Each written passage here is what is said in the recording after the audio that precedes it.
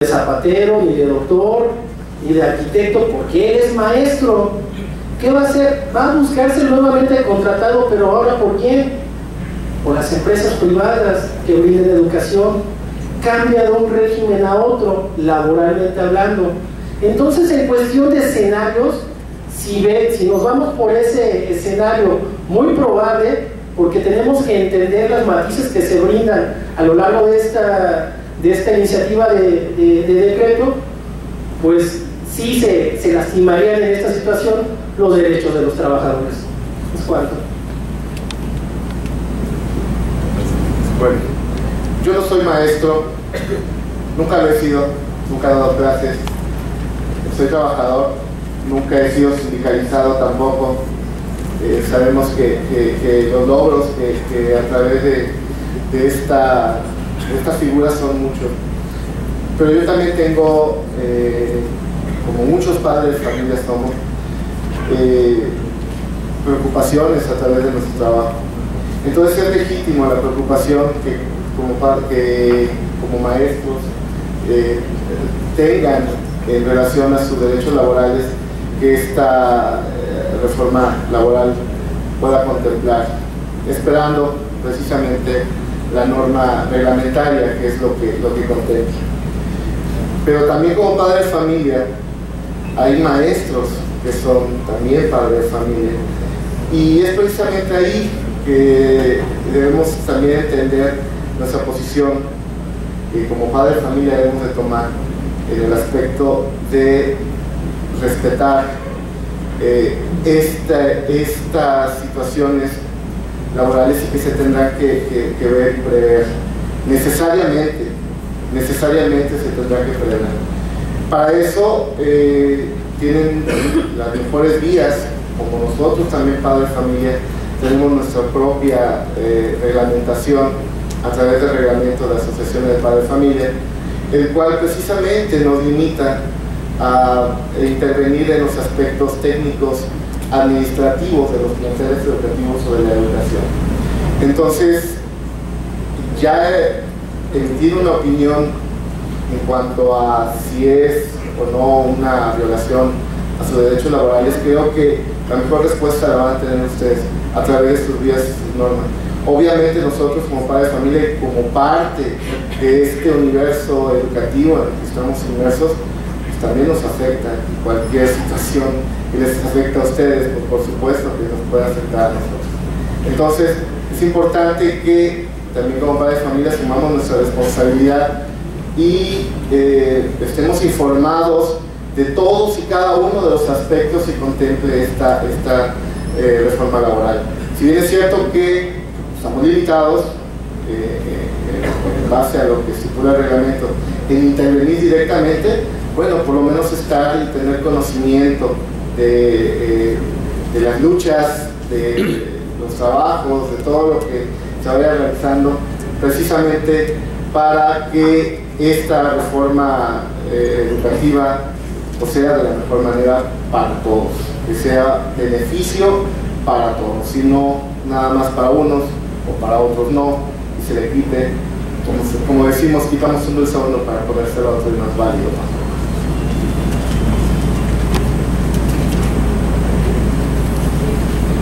Pasaríamos a nuestro cuarto planteamiento y último planteamiento antes de pasar a las conclusiones de este panel. Bien es cierto y conocemos que durante muchos años las escuelas públicas han sido mantenidas precisamente por padres de familia, por los maestros, por sus mismos directivos internos. Sin embargo, tal parece que la reforma del artículo 73 nos dijera que apenas se le dará la gestión o fortalecerá la gestión al liderazgo del director, a los padres de familia, a los maestros, para que ellos logren a su vez resolver las problemáticas que se generen al interior de la escuela. ¿Qué opinan ustedes en relación a la autogestión de la escuela pública? Maestro. La autogestión en las escuelas públicas es una tarea que ha existido, que existe y por lo que se ve seguirá existiendo. Quienes hemos estudiado en una escuela pública, en escuelas públicas, hemos vivido y hemos participado de esas actividades que son positivas. Podemos decir que si vemos muchas escuelas en buen estado, en una situación digna, en parte o en buena parte se debe a la autogestión, a la labor realizada por maestros, por padres de familia y por los mismos alumnos. Pero de ahí a que en determinado momento se quisiera dejar todo a la autogestión, pues ya sería una situación muy difícil. Quiero aprovechar esta reunión para hacer un reconocimiento a todos los maestros que diariamente realizan su labor con una gran entrega, con gran pasión, que lo mismo son profesores, secretarios, que a veces hasta intendentes, porque así se requiere. Son los más, esos son los más, esos son mayoría. Por eso mi reconocimiento expresado en esta reunión. Por otra parte, quiero ofrecerles unas sentidas disculpas porque por razones de mi trabajo debo de atender unos asuntos ya y de no ser así, de mi corporativo seguramente afectaría mis derechos laborales. Muchísimas gracias. Muchas gracias.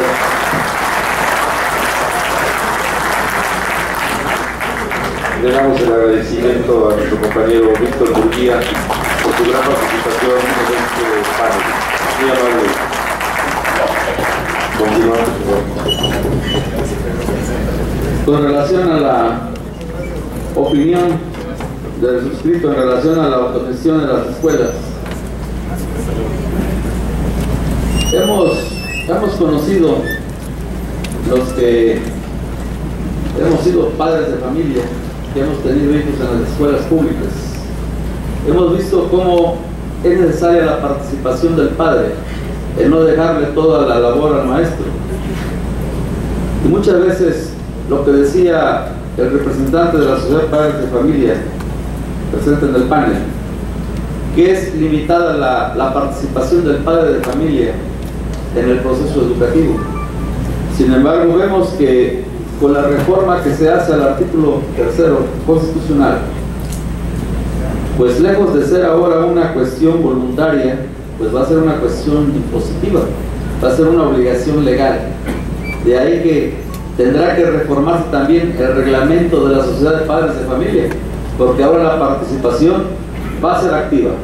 Hoy el maestro no va a ir solo, hoy el maestro va a ir llevando al lado al padre de familia. ¿Por qué? Porque ahora ya va a ser una obligación legal, pero una obligación constitucional a la luz del artículo 3º constitucional. Con esto se viene a legitimizar aquellas cuotas voluntarias.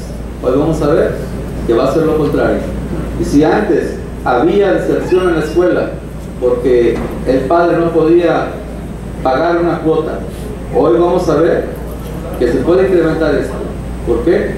Porque prácticamente se va a dejar que el padre de familia sea el que sostenga en gran parte todo lo que conlleva el proceso educativo. Vemos constantemente la falta de mobiliario, vemos constantemente que el maestro, antes de la reforma, tiene que hacer gestoría para muchas de las necesidades que hay en las escuelas. Podemos ver, no tan solo necesitamos irnos muy lejos, irnos aquí a Las Trancas, irnos aquí a Banderilla, en la colonia 21 de marzo, y ver desde las 5 o 6 de la mañana que hay maestros trasladando sus comunidades, irse de Aventón, exponiendo su vida, su familia, su trabajo, su integridad física. Y eso no lo ve el legislador cuando hace o cuando reforma el artículo 3º constitucional. Debemos de de ver al trabajador de la educación no como un simple trabajador. Vamos a ver el lado humano también. Es importante que se consense todo esto que hemos vertido el día de hoy, y creo que falta mucho todavía por opinar, porque el reclamo del maestro, el reclamo de las necesidades que hay en las escuelas, pues eso debe de ir de la mano, como siempre se ha hecho. Y hoy, pues no es necesario que haya una obligación constitucional para que lo haga, porque el padre de familia siempre ha participado. Sin embargo, no se debe desprender la obligación del Estado de seguir preservando la gratuidad de la educación. No debemos olvidar lo que históricamente se ha dicho, que la educación es un factor de desarrollo de un pueblo, y el maestro desde tiempos remotos siempre ha sido factor de cambio en la educación, factor de cambio en las comunidades, factor de cambio en los ejidos, factor de cambio en donde haya un maestro. Ahí vamos a encontrar siempre un cambio. Vamos a dar los elementos, vamos a darle los elementos de seguridad a su trabajo, vamos a darle los recursos para una mejor preparación, vamos a darle todos los elementos para que entre todos se avance en la calidad de la educación. Sí, nuestro nieto.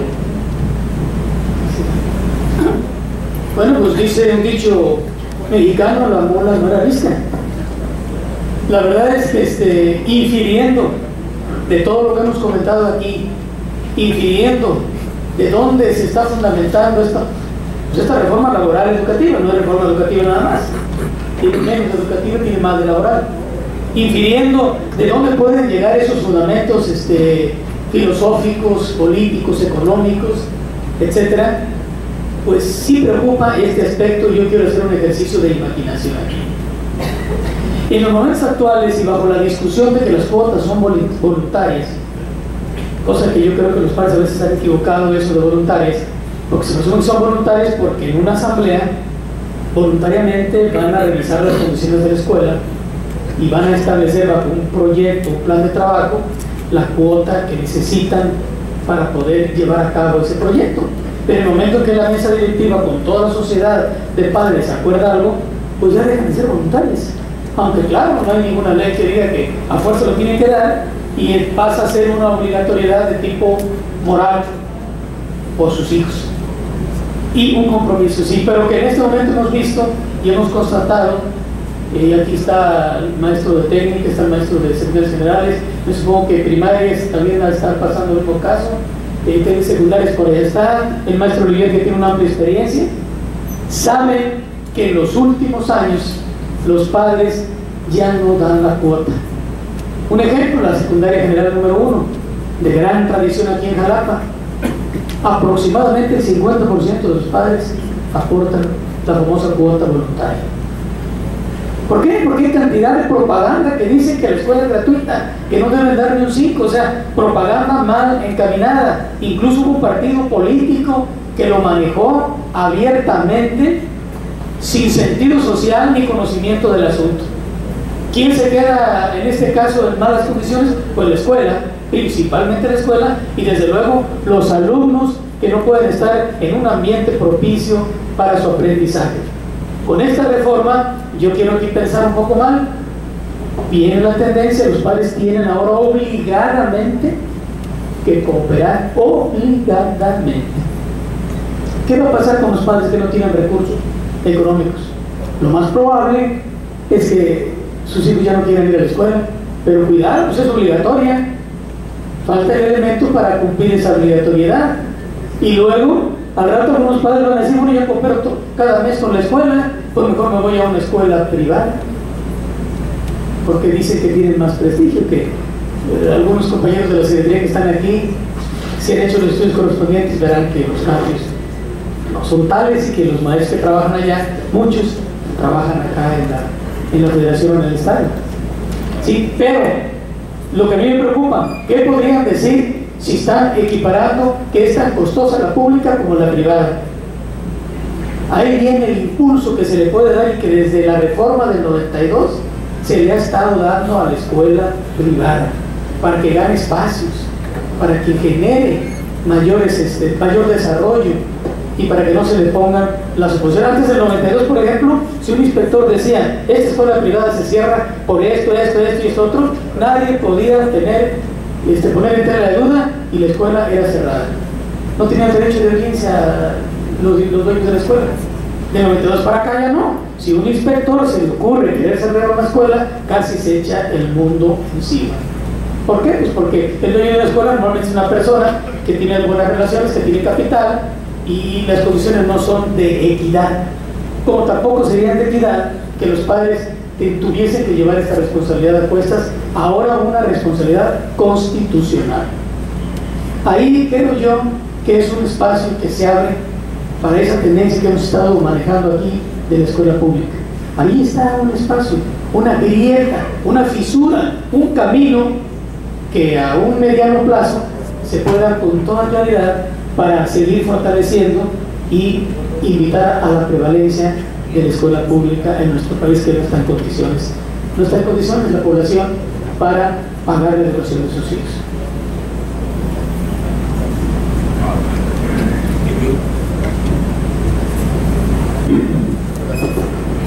Gracias. Es cierto lo que dice el licenciado, el abogado. Siempre ha sido así. Nosotros como asociaciones de padres de familia siempre hemos hecho a través de nuestro trabajo, nuestra participación activa, el mejoramiento de la infraestructura escolar a través de las aportaciones voluntarias que efectivamente, como dijo el maestro Nieto, están contempladas en el reglamento de asociaciones de padres de familia, el cual pues no es de ahorita, tiene más de 20 años y no se ha modificado.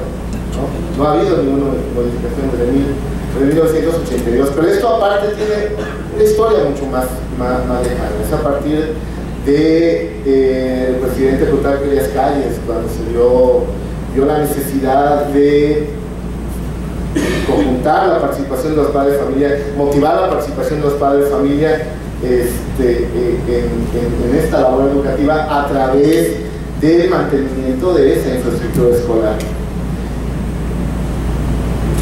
La gestión siempre la hemos hecho. No ha habido, o creo que aquí nadie va a dejar mentir, que en todas y cada una de las escuelas nos piden eso, nuestra participación para hacer cualquier gestión a través ya sea de la mesa directiva de la Asociación de Padres de Familia, por medio del presidente, para cualquier cosa que necesite. Después el dinero no alcanza.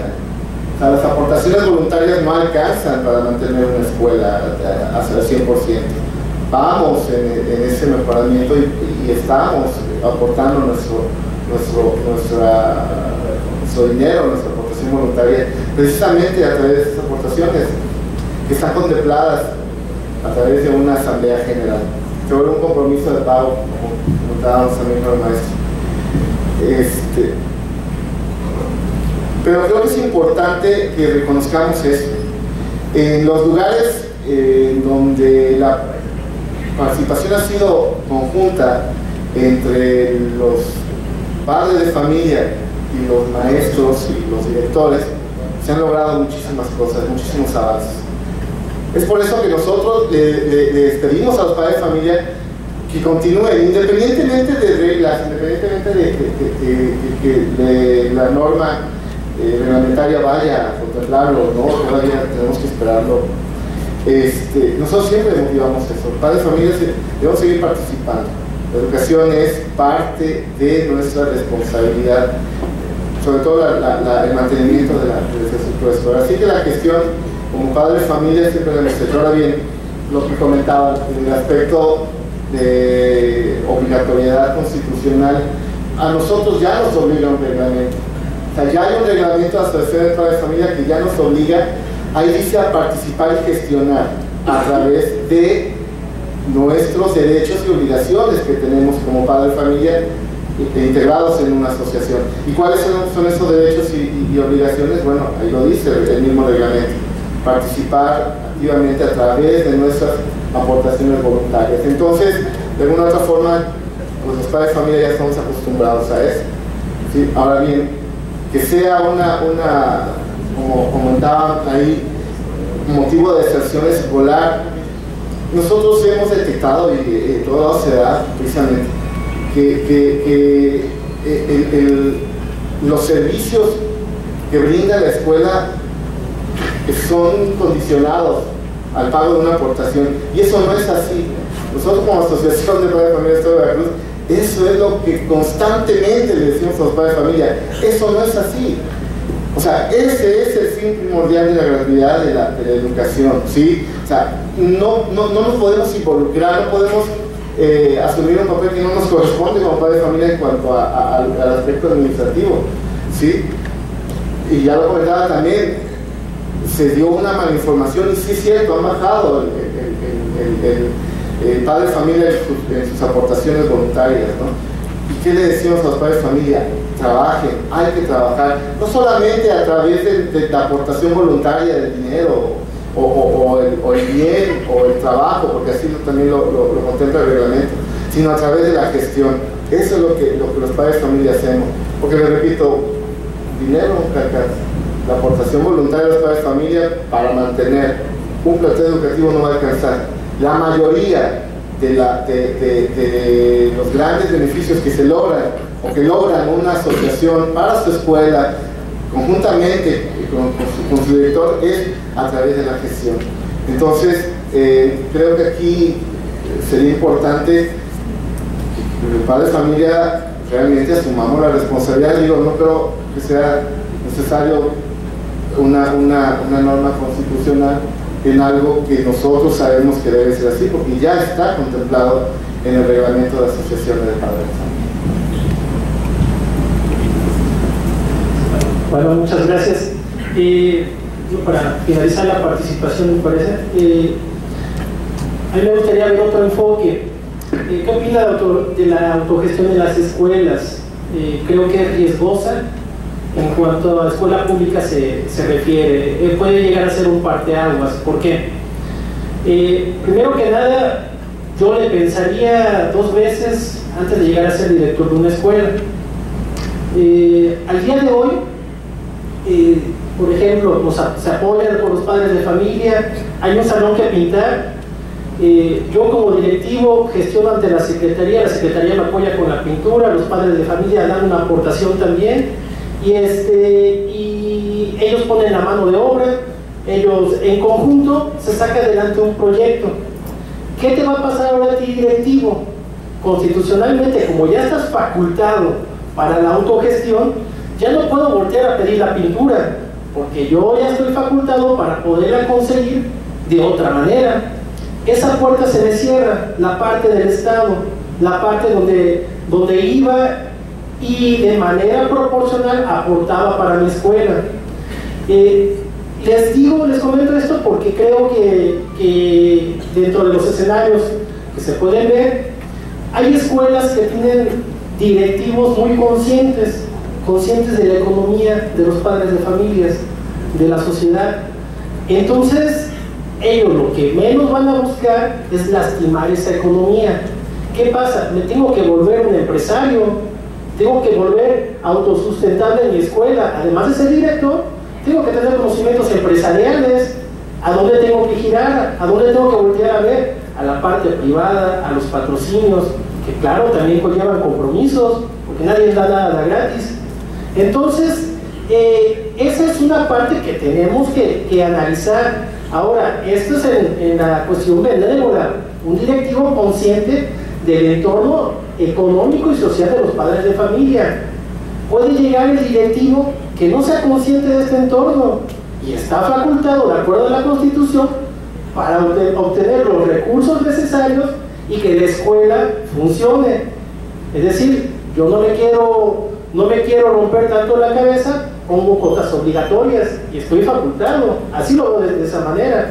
¿Por qué? Porque es obligación mía como director traer los recursos económicos para sacar adelante el plantel. Ahora bien, digo, es una cuestión muy riesgosa, porque también no quiero asumir ninguno de los dos papeles. Estoy incumpliendo un mandato constitucional y también se me imputa una responsabilidad. Es una encrucijada, es una cuestión creo que pone en riesgo la escuela pública tal y como la conocemos. sí tiene que haber una participación de los padres de familia, pero también tiene que haber una participación del Estado, y no todo debe de recaer en el directivo, porque es una manera muy fácil de lavarse las manos, ¿no? Entonces, esa es mi participación y les agradezco la atención. Muchas gracias, Silvio. ¿Alguna participación más? No. Bien. Pasaríamos a nuestra ronda de conclusiones en relación a lo que en este día nos ha ocupado, que es el tema del posicionamiento del CENTE ante la reforma educativa. Si eres tan amable, maestro Nieto, pudiéramos iniciar contigo en lo que corresponde a tu conclusión.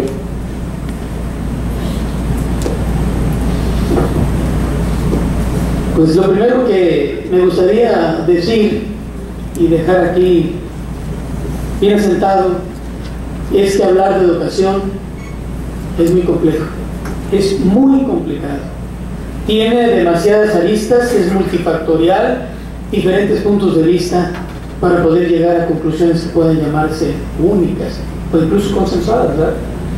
Pero en el tema que nos ha tocado ver, pues creo que la larga tradición de nuestro país de reformas incompletas, inconclusas, inacabadas, con sentido sesgado, desgraciadamente es muy amplio.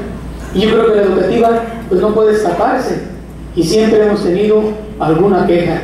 Muchas veces ha sido por temor a cuando se habla de cuestiones de reformas académicas, temor a los nuevos enfoques, temor a la nueva metodología, temor al nuevo papel que va a jugar el maestro.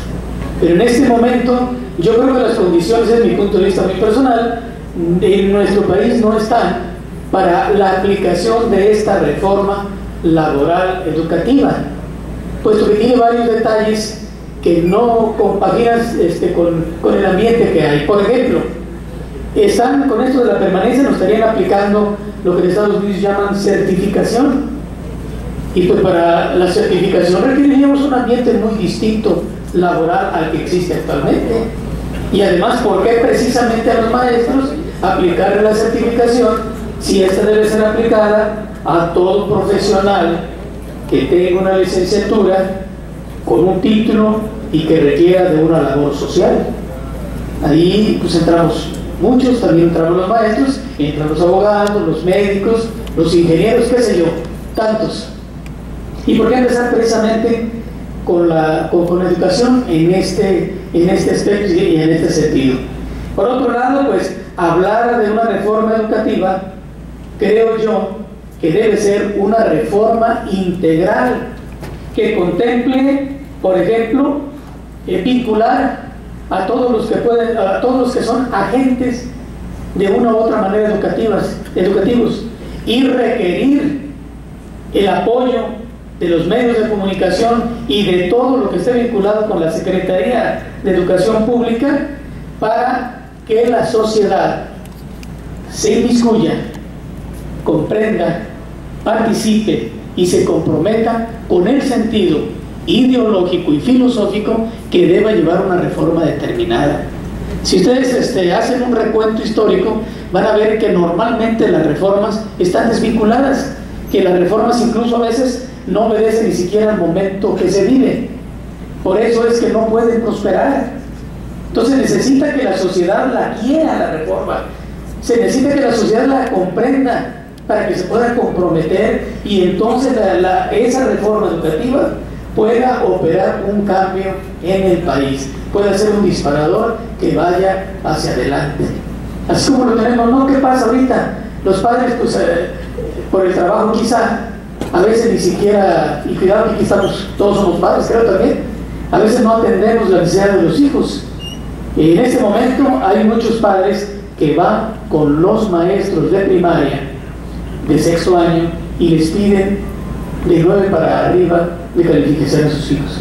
¿Por qué? Porque van a presentar examen en la técnica 3, o porque van a presentar examen en la federal número 5, o en la federal número 2, o en la técnica 128, y requieren pues un promedio para poder pasar, pues son escuelas demasiado solicitadas que tienen que tener alguna forma de controlar el exceso de demanda. Entonces, ahí tenemos un problema.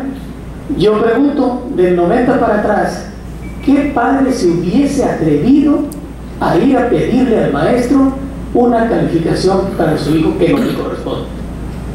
Era otra la mentalidad.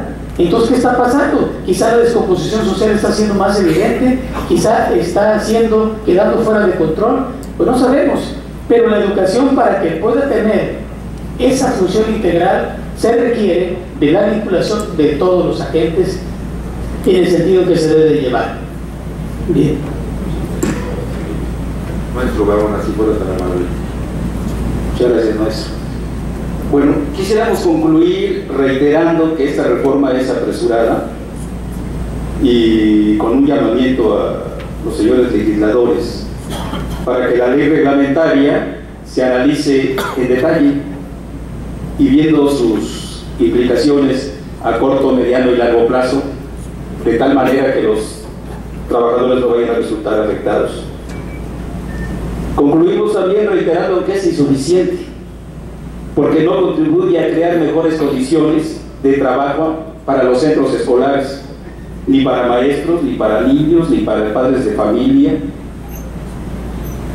olvidando que creando mejores condiciones de trabajo habrá mejor enseñanza, y habiendo mejor enseñanza habrá mejor aprendizaje. Esto no se va a lograr por sí solo. Se necesita una política económica que genere empleos, que además genere empleos bien pagados. Sin embargo, vemos con mucho pesimismo este asunto, porque la ley federal, las modificaciones a la ley laboral recientes, donde ya se registran como legales los contratos a prueba, los contratos temporales, los contratos de capacitación y el outsourcing, que va a afectar terriblemente a los contratos colectivos de trabajo, no crean las condiciones mejores para que los padres de nuestros alumnos tengan lo suficiente para comer, para vestir y para conseguir un buen techo que les permita asistir en mejores condiciones a la escuela. Concluimos también diciendo que es una reforma sectaria, porque únicamente parece ser que obedece a los intereses del gran capital.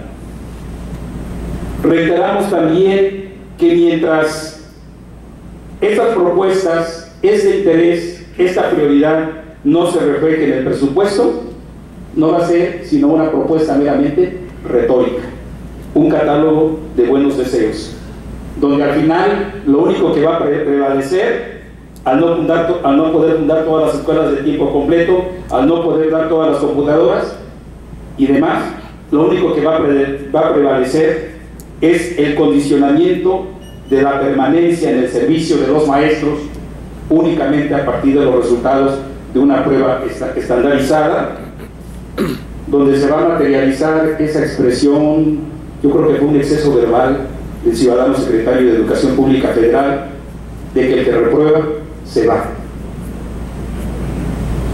Y si esto se da así, indudablemente que los derechos laborales y humanos de los trabajadores van a resultar muy afectados, cosa que definitivamente no podemos ni debemos permitir.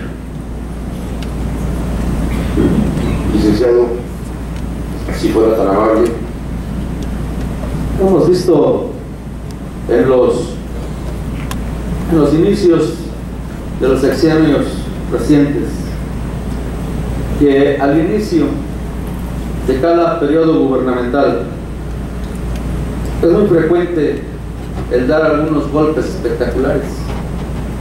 Quisiéramos pensar que esta reforma al artículo 3º constitucional no sea una mera dedicatoria, sino que lleve realmente en el fondo una reforma integral al sistema educativo.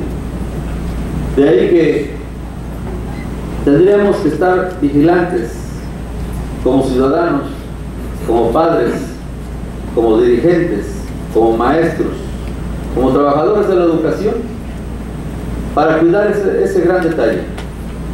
Que esto no sea simplemente un inicio o un proyecto sexenal, y que una vez conseguido el fin último que se persiga, que en el fondo no está del todo claro, se haga alguna modificación, porque sería muy grave que por un interés político se esté modificando un artículo constitucional y que en un momento dado se está perdiendo el fin principal de la educación, que es la gratuidad, el laicismo, pero sobre todo el preservar el nacionalismo que debe llevar todo acto de educación. De ahí que tenemos que esperar la ley reglamentaria del artículo 3º constitucional para ver en qué términos viene, porque únicamente con la reforma que se está haciendo se plantea de una manera general, pero ya estamos percibiendo algunos puntos que van enfocados en un momento dado, no nada más a lesionar algún interés o algún derecho laboral, sino estamos viendo que también se está lesionando en un momento dado la función y la participación de los padres de familia. De ahí que tenemos que estar muy atentos para que con nuestros legisladores federales, al momento de expedir la ley reglamentaria, podamos hacer los planteamientos de este importante sector como son los maestros en México. Licenciado Francisco López. Muchas gracias. Bueno, una vez más, muchísimas gracias por la invitación. Ojalá y espero que ese tipo de foros en donde se tome en cuenta la participación de los padres de familia se incremente, vayan siendo más. Es una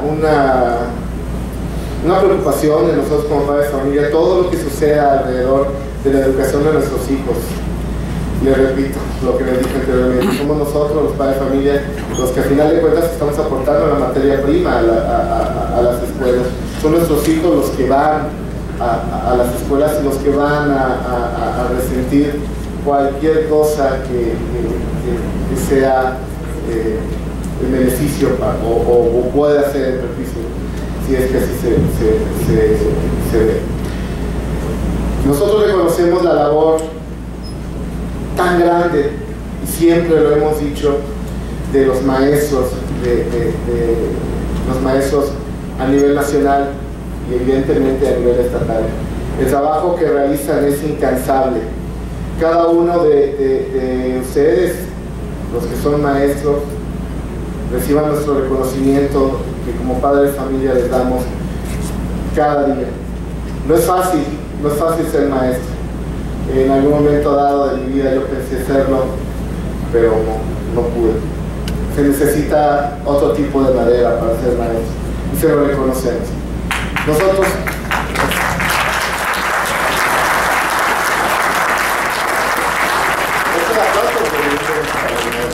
y claro, seguiremos como siempre ha sido participando activamente como padre de familia, conjuntamente con los maestros, conjuntamente con los directores. Somos una entidad, somos un núcleo que unidos vamos a lograr mucho, sobre todo, le repito, para nuestros hijos, que al final de cuentas es y será siempre nuestra preocupación. Muchísimas gracias.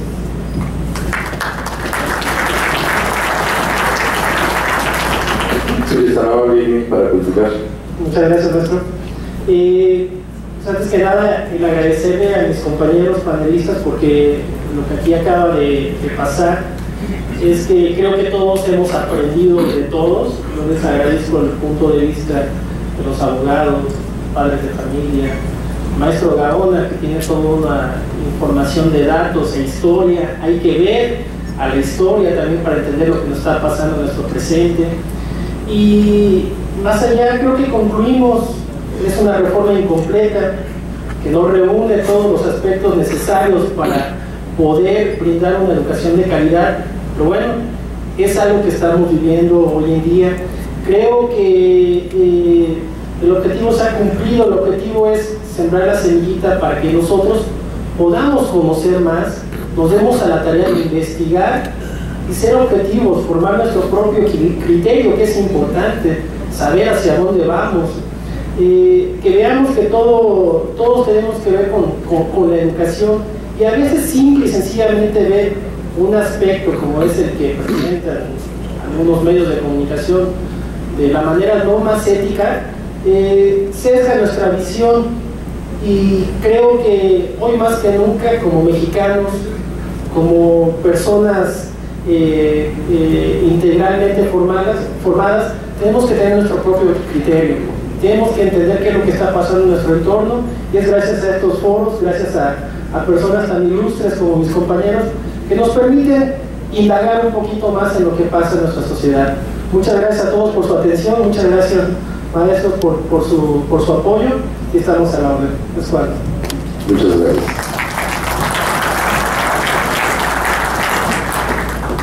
Dentro de las diferentes participaciones de nuestros panelistas, pudimos observar que la primera pregunta en relación a si es esta reforma educativa la que el país requiere, escuchamos que el compañero Víctor Murguía nos decía que no hay reformas completas. No ha dejado contentos a todos las reformas que se han experimentado en los últimos años en el país, y que la estructuración en las últimas 4 décadas no logran su cometido en lo planteado por las reformas. El licenciado Raúl nos dice que debe de ser la reforma de fondo para que el Estado asuma su responsabilidad. Se debe de consensar en cada reforma, o en esta en especial, a los alumnos, a los maestros, a los padres de familia, a los actores que inciden en ella. Nos dice el licenciado Raúl que si no se toman de acuerdo las posiciones de los diversos actores, esta reforma no estará bien cimentada, y mucho menos cuando tiende a lesionar los derechos de los trabajadores. Los principios básicos que debe obtener la reforma, nos dice el licenciado Raúl, deberán de contemplar el nacionalismo y los valores de la educación y el laicismo también. El maestro Gaona nos dice que México requiere de una reforma consensada, no de fuerza política, tomar puntos de vista de los diferentes actores. Muchos grupos, nos comentan, no fueron considerados para la elaboración de esta reforma. Nos dice que esta reforma fue aprobada en una manera apresurada y que habría que revisar un diagnóstico de partida o de dónde parte esta reforma. Así también nos dice que se deberá de analizar las consecuencias de esta reforma a un mediano, a un corto y a un largo plazo. Se necesita partir de lo que conocemos para construir lo que viene. Y nos concluye en la primera pregunta diciéndonos que es una reforma incompleta, parcial, no acabada. El compañero Irving en la primera pregunta nos dice que no es la reforma que el país requiere, es un reordenamiento administrativo y presupuestal. El compañero Nieto nos dice que esta reforma va acompañada de factores que inciden para que se genere adecuadamente.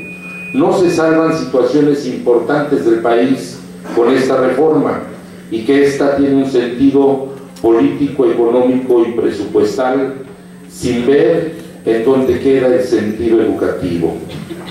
El licenciado Francisco, como padre de familia, nos dice que se necesita una reforma integral, porque esta es una reforma limitada. Se suman al esfuerzo como padres de familia para mejorar la educación, porque nos comenta, son los que aportan la materia prima y también se sienten afectados. En la pregunta número 2, que es la referente a cuáles son los aspectos negativos y positivos de la reforma, Víctor Murguía nos comenta que la evaluación para el ingreso prácticamente ya está, que no se ve lo negativo en lo que se refiere a la evaluación. Nos dice que es cuestionable cómo se generará el proceso y cómo se ha generado este proceso, porque importantes son los factores que en él inciden. El compañero Nieto en esta pregunta nos expone que el examen de ingreso y promocional prácticamente garantizan el desempeño laboral, que la evaluación ya se viene haciendo desde hace tiempo, que estamos acostumbrados a ser evaluados. La evaluación como instrumento para detectar fallas y reforzarlas es como debe de plantearse. El CENTE y sus funciones deberá de considerarse como una actividad exclusivamente la parte sindical para el CENTE y lo que corresponde la responsabilidad de la Rectoría de la Educación para el Estado.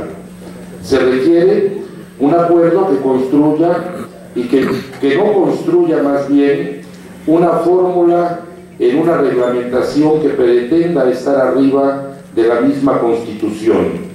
Precisamente se propone estar muy atentos en la construcción de esta reglamentación.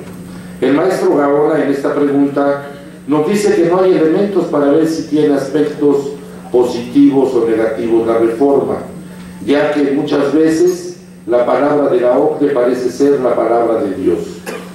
Nos dice que el sistema de información y gestión educativa ya existe y que no tiene en ningún caso hacer una contratación de elementos para generar estos datos.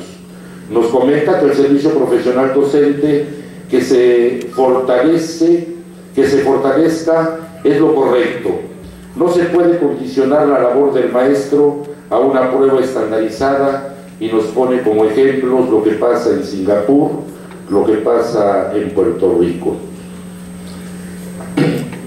El licenciado Francisco nos dice que precisamente el momento que estamos viviendo es el momento más positivo de la reforma, ya que permite el acercamiento con los actores que inciden en la educación, y nos dice que esto hará que la reglamentación sea más sutil en su elaboración. Irving, maestro de reciente ingreso, coincide en que este es uno de los momentos más importantes que nos produce la reforma.